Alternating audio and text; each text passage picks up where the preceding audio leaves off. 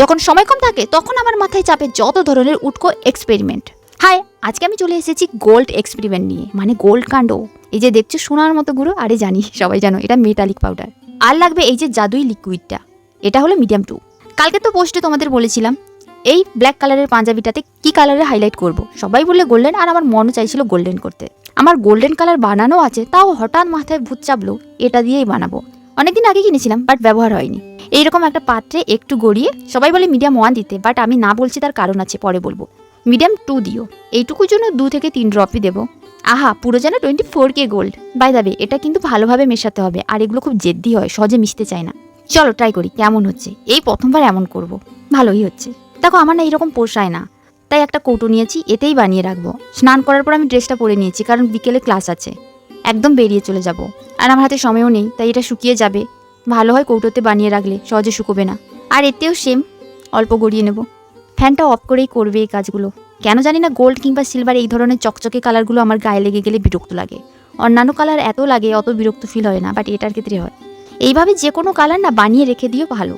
তাতে কি বলতো, যখন তোমার সময় হলো কালার করলে, না হলে প্রতিবার এইভাবে মেশানো আবার কাজ করা, তাতে আমি দেখেছি বেশি রং নষ্ট হয়। অবশেষে আমার এই কালারটা রেডি হলো।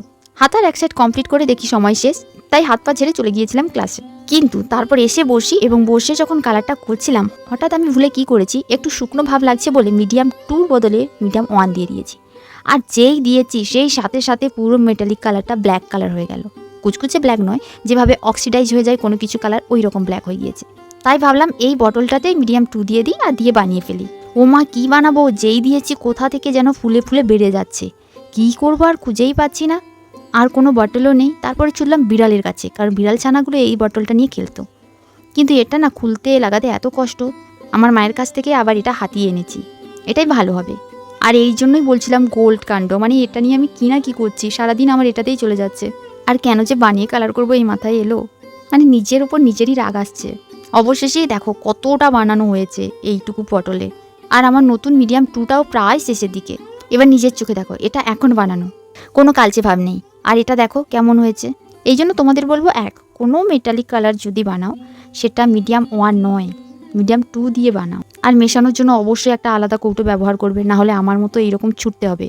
মানে তখন কি করবে নিজেই খুঁজে পাবে না, আর চারদিকে কালার পড়ে নষ্ট হবে। আসলে এই রঙগুলো খুব তাড়াতাড়ি শুকিয়ে যায়, তাই অল্প বের করে বানিয়ে রাখো, তাতে আর তোমাদের সুবিধাই হবে, রঙটা নষ্ট কম হবে। যদিও শেষে আমি এই দুটো কোনো কালারই ব্যবহার করিনি, আমার যেটা পুরনো ছিল আমি ওটাই ব্যবহার করেছিলাম, তার কারণ ওটা আমার বেশি ভালো লেগেছে এই দুটোর থেকেও। আর আমি এগুলো কোনো আদার্স পেন্টিংয়ের ক্ষেত্রে ব্যবহার করে ফেলবো। কিন্তু তোমরা আরামসে মিডিয়াম 2 দিয়ে বানানো কালারটা ব্যবহার করতে পারো।